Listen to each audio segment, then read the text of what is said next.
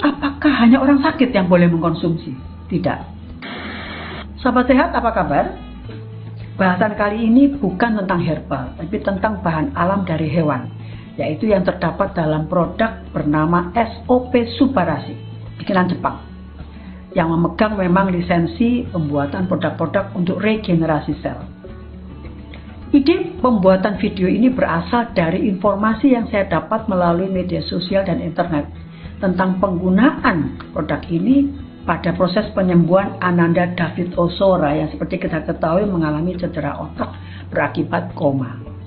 Video ini bukan saya buat karena saya menerima endorsement produk, tapi memang saya ingin sekali melihat lebih dalam lagi apa dan bagaimana perannya pada kesehatan tubuh secara umum, terutama pada penyembuhan cedera otak. Mari kita simak bersama, tapi sebelumnya jangan lupa subscribe kanal YouTube ini dan like video ini.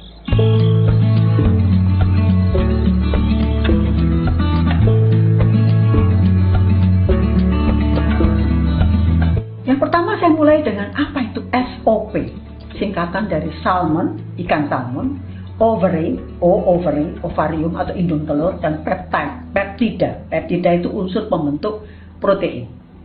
Ikan salmon yang digunakan pada produk ini, menurut informasi yang saya didapat dari Hokkaido, Pulau Hokkaido. Ya, ikan salmon khusus, Shang salmon namanya. Nah, bagaimana cara mendapatkan atau bagian mana yang digunakan dari indung telur? Jadi, secara umum begini, ikan salmon betina itu kalau sudah waktunya telurnya matang, itu akan diambil untuk dibuat produk makanan. Nah, telur ikan salmon betina itu diliputi oleh selaput atau membran namanya. Nah, kalau telurnya diambil, membrannya dibuang, jadi limbah. Nah, sudah beberapa lama ini para peneliti itu berpikir bagaimana memanfaatkan limbah yang pasti bagus. Karena kalau indung telur atau hal-hal yang berkaitan dengan sel telur pasti bagus. Lalu dengan melalui berbagai proses enzimatis jadilah produk, ya, produk yang serbuk kering. Apa manfaat? Apa isinya? Apa kandungannya? Saya mendapatkan informasi melalui penelitian tentang apa yang sebenarnya terdapat atau kandungan dari selaput yang meliputi telur tadi atau indung telur. Hasil penelitiannya menunjukkan memang terdapat protein di situ. Ya.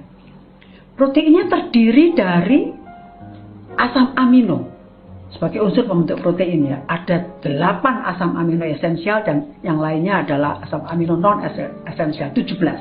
Nah, banyak penelitian mengenai selaput atau membran dari sel telur ini.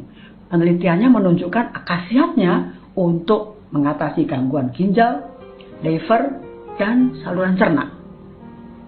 Ya, itu mengenai selaput. Lalu apa hubungannya dengan SOP tadi? Saya mendapatkan informasi dari kemasan produk.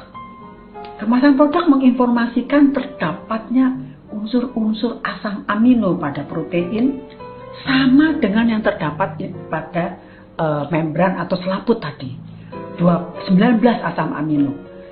9 diantaranya asam amino esensial, yaitu asam amino yang tidak bisa dibuat oleh tubuh kita. Jadi kita harus mendapatkan dari makanan di luar. Sejauh ini saya belum mendapatkan hasil penelitian mengenai bagaimana peran SOP tadi maupun sel membran tadi pada kesehatan otak.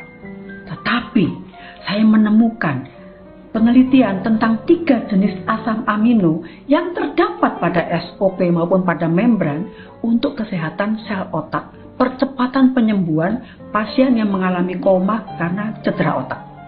Jadi ada salah satu di antaranya penelitian yang sudah mengalami uji klinik. 41 pasien diberi injeksi ketiga jenis asam amino tadi selama 15 hari. Hasilnya, kelompok yang mendapat pengobatan itu mengalami penyembuhan sangat signifikan. Kira-kira kerjanya bagaimana? Ternyata ketiga jenis asam amino itu menyebabkan metabolisme sel-sel saraf timbul kembali. Kalau metabolisme itu timbul, maka energi dalam sel meningkat. Energi sel yang meningkat ini menyebabkan sel-sel yang rusak menjadi baik kembali atau timbul sel-sel yang baru. Sel-sel yang baru itu mengalami apa? Perbaikan pada arus listriknya, penghantar pesan dari satu sel ke sel yang lainnya, sehingga apa yang terjadi kemudian?